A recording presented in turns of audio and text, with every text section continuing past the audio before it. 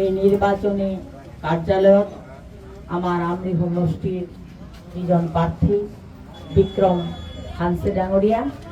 উপস্থিত ইয়াত আমার এআইসিসির পর আমার মহিলা কংগ্রেসের সম্পাদিকা ডক্টর সুধাজি উপস্থিত ইয়াতে হুজাই জেলা কংগ্রেসের ব্লক কংগ্রেসের বিহরুবিয়া হুজাই টাউনের ইয়াতে আমার ওয়ার্ড কমিশনার আছে ডিস্ট্রিক্টর সেক্রেটারি আছে ইয়াতে আমার ডিভিজন ব্লকৰ উপসভাপতি আছে আৰু আমাৰ এই কাৰ্বি আংলঙৰ যিটো অন্তৰ্গত সকলো ভাই বন্ধুসকল কংগ্ৰেছ প্ৰেমী ৰাইজ আৰু আপোনালোকৰ এই মিত্ৰ জোঁটৰ সকলো সদস্যসকল আমাৰ হাতত একেবাৰে সময় নাই যি চৰকাৰ অসমত আছিল বহুত চালাক কাৰণ আমাৰ দলৰ পৰা তেওঁলোক কি কয় ডলাৰ বগৰীৰ নিচিনা বিজেপিত গৈ আমাৰ সকলো তথ্য সকলো খবৰ পাতি পায় আৰু এনেকুৱা সময়ত নিৰ্বাচন পাতিছে যে আমি ৰাইজক লগ ধৰিবলৈ সময়েই নাই এই অলপ সময়ৰ ভিতৰত ইয়াতে মই উপস্থিত হৈ আপোনালোকক লগ পাই নথৈ আনন্দিত হৈছোঁ আপোনালোকে আমাক দুয়োগৰাকী প্ৰাৰ্থীক আশীৰ্বাদ দিয়ক আৰু আপোনালোকৰ এটা প্ৰতিশ্ৰুতি যেনেকে হিমন্ত বিশ্ব শৰ্মাৰ নেতৃত্বত অসমত চাৰিওফালে অসমত জুই জ্বলিছে অশান্ত অসম হৈ আছে আমি যদি সকলোৱে মিলি গৌৰৱ গগৈ ডাঙৰীয়াক মুখ্যমন্ত্ৰী বনাব পাৰোঁ তেনেহ'লে আমাৰ কাৰ্বি হওক প্লেইনছ হওক গোটেই অসম শান্তিৰ অসম হ'ব আজি চাওক আমাৰ হুজাই সমষ্টিৰ কথা কৈছোঁ বহুত তাতে কাৰ্বি মানুহ আছে হুজাই সমষ্টিটো এনেকুৱা সমষ্টি গোটেই ভাৰতবৰ্ষটো সৰু কৰি দিলে যেনেকুৱা হয় অসম যে তেনেকুৱা হয় অসমটো সৰু কৰি দিলে যেনেকুৱা হয় হুজাই এলএচিটো তেনেকুৱা হয় হুজাই আমি বঙালী মাইনৰিটি মুছলমান মানুহ কাৰ্বি নেপালী অসমীয়া আপোনাৰ হিন্দীভাষী তাৰপিছত আপোনাৰ মণিপুৰী আমাৰ বিলাসপুৰী সকলো মাৰোৱাৰী কওক সকলো সম্প্ৰদায়ৰ সকলো জাতি প্ৰজাতি আমি একেলগে আছোঁ আৰু আমি সকলো মিলা প্ৰীতিৰে আছিলোঁ কিন্তু এই জাত পাতৰ এই সাম্প্ৰদায়িক দল বিজেপি দল আজি আমাৰ শান্তি খালি অসমক বিনষ্ট কৰা নহয় গোটেই ভাৰতবৰ্ষ আমাৰ এই কাৰ্বি আংলং আজি দেখিছে অশান্ত কৰি তুলিছে আজি মণিপুৰ যাওক অশান্ত মণিপুৰত যায় এবাৰ প্ৰধানমন্ত্ৰী এপলজি নুখুজিলে তেওঁ প্ৰধানমন্ত্ৰী থকা অৱস্থাত মণিপুৰত মহিলাক অপমান কৰা হয় আমাৰ অসমৰ এজনী মহিলা আজি 6 মাহ ধৰি কান্দি আছে আপোনালোকে দেখিছে সেই মহিলাজনী এবাৰ প্ৰধানমন্ত্ৰী 4বাৰ আহিছে আমাৰ হীৰা ৰামঠু আমাৰ শিল্পী এনেকুৱা ভাষা নাই যে জুবিন গাৰ্গে এনেকুৱা গান গোৱা নাই এনেকুৱা আমাৰ সমাজ ব্যৱস্থা নাই যে জুবিন গাৰ্গে হেল্প কৰা নাই জুবিন গাৰ্গ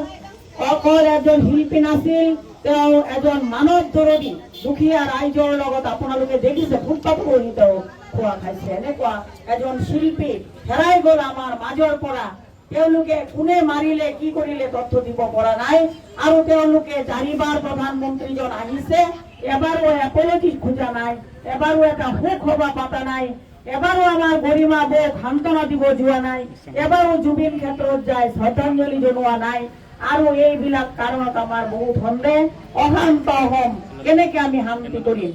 আপোনালোকে সকলোৱে জানে তৰুণ গগৈ নেতৃত্বত এবাৰ অসমত শান্তি প্ৰতিষ্ঠা হৈছিল আমি সকলোৱে আশাবাদী আকৌ আমাৰ গৌৰৱ গগৈৰ নেতৃত্বত অসমত শান্তি নহ'ম শান্তিৰ কাৰ্বি আংলং শান্তিৰ মণিপুৰ শান্তিতে নাগালেণ্ড সকলো যেন আমি শান্তিত থাকিব পাৰোঁ এই কামনা কৰি যেহেতু সময় নিচেই নাটৰ সময় নাই আমাৰ মাতৰ তাকৰ হৈ আছে সময় যিমান আমি পাৰোঁ সকলো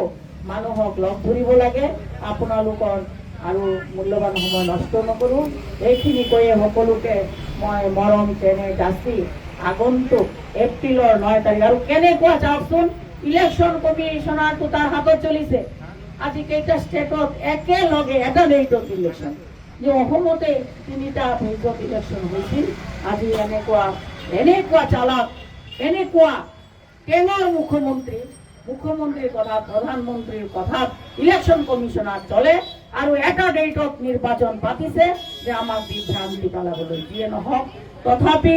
ৰাইজে মনত একটা मार बांधी आज जुलाई से जाबो राजपथ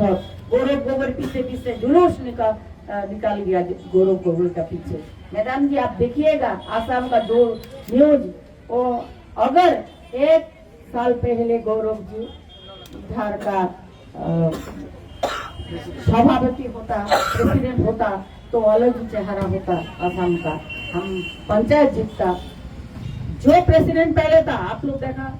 वो चीफ मिनिस्टर बोला था वो हमारा एजेंट है, और तो जल पटपट वो जो प्रद्युम्न बरदलै चला गया है एमपी, इतने साल कांग्रेस उनको क्या नहीं दिया,